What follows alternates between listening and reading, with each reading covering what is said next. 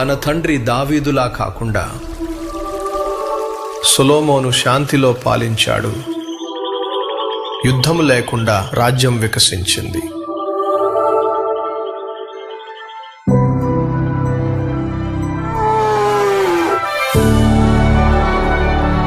సొలొమోనుకి జంతువులంటే చాలా ఇష్టం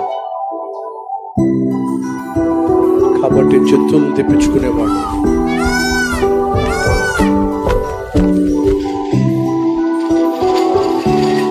ఆహారం, సుఖభోగాలు,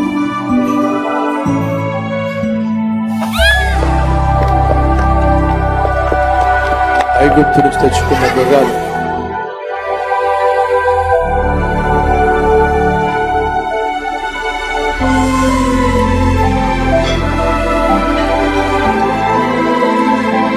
విందు భోజనాలు, రకరకాల వంటలు.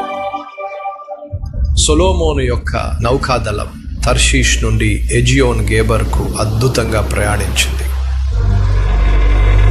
తర్షీష్ నుంచి బంగారం ప్రతి ఏటా 25 టన్నుల బంగారం వచ్చేది. గుర్రాలు ఐగుప్తు నుంచి వచ్చాయి.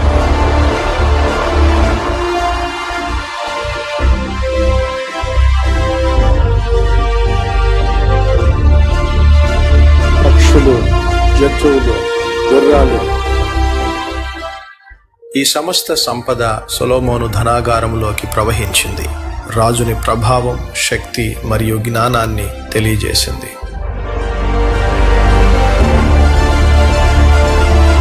గుర్రాలు చూసారా ఎన్నున్నాయా? అన్ని గుర్రాలు సమకూర్చుకున్నాడు దేవుడికి చిత్తానికి వ్యతిరేకంగా. దేవుడిచ్చిన జ్ఞానంతో సొలొమోను అనేక సామెతలు రచించాడు. 3000 సామెతలు రచించాడు. మహాజ్ఞాని. ఇనుము ఇనుమును పదును చేసునట్లు మనిషి తన స్నేహితుని ముఖాన్ని పదును చేసును.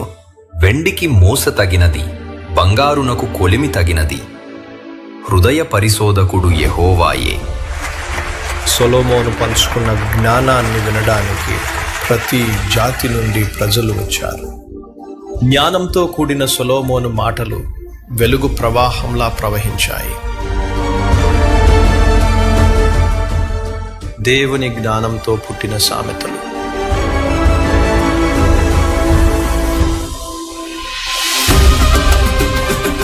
సుఖభోగాలు,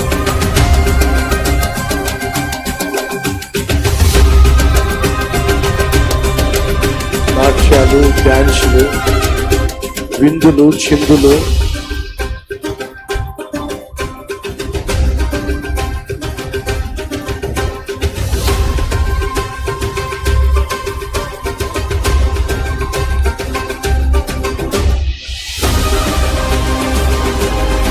భార్యలు, రాణులు,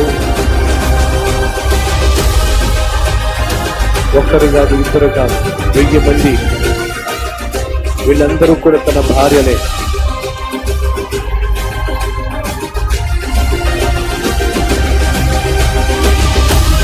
ఏది చూసినా సొలొమోనుకు భార్యలే. అక్కడ ఉన్న వాళ్ళందరూ సొలొమోను భార్యలే. ప్యాలెస్ నిండా భార్యలే.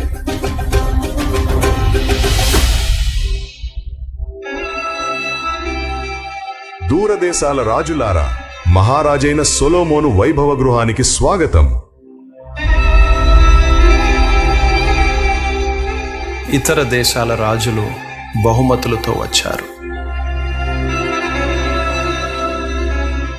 ఇశ్రాయేలు యొక్క శక్తి మరియు జ్ఞానానికి గౌరవ సూచకంగా నిలిచాయి. సొలొమోను ప్రతి బహుమతిని స్వీకరించాడు. ఆ సంపద ఆలయాలు మరియు వ్యాపారాన్ని బలపరచటానికి ఉపయోగపడేలా చూశాడు. బంగారం ఏ విధంగా అతడు కొలవలేనంత సంపదను సేకరించాడు.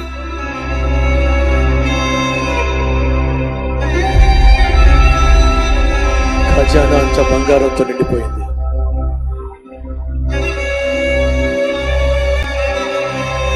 దాళ్ళు కూడా బంగారమే. మహారాజా, ఈ ఆస్తి ఆశీర్వాదమైనదే గాని అదే సంపద అపాయం కూడా తెస్తుంది. జాగ్రత్త రాజా, ప్రమాదం పొంచి ఉంది. మహారాజా, ఈ ఆస్తి ఆశీర్వాదమైనదే గాని అదే సంపద అపాయం కూడా తెస్తుంది. సైన్యాన్ని పెంచేశాడు. పడుకున్న బెడ్రూమ్ బయట 60 మంది సైనికులు. ఎక్కడికి వెళ్ళిన హై సెక్యూరిటీ. సొలొమోనును చూడు, బలవంతులైన సైనికులను తన చుట్టూ రక్షణగా పెట్టుకున్నాడు. అతని తండ్రి దావీదు అయితే ఎవరి భద్రతపై ఆధారపడలేదు. అతడు గోల్యాతును విశ్వాసం మరియు ఒక వడిసెలతోనే ఎదుర్కొన్నాడు.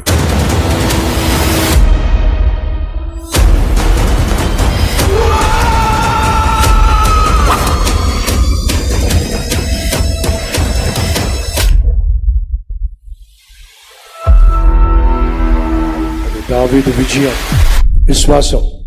సొలొమోను బోధించిన దాన్ని ఆచరించాడా? తరువాతి భాగంలో అతనికి ఏమి జరిగిందో చూద్దాం.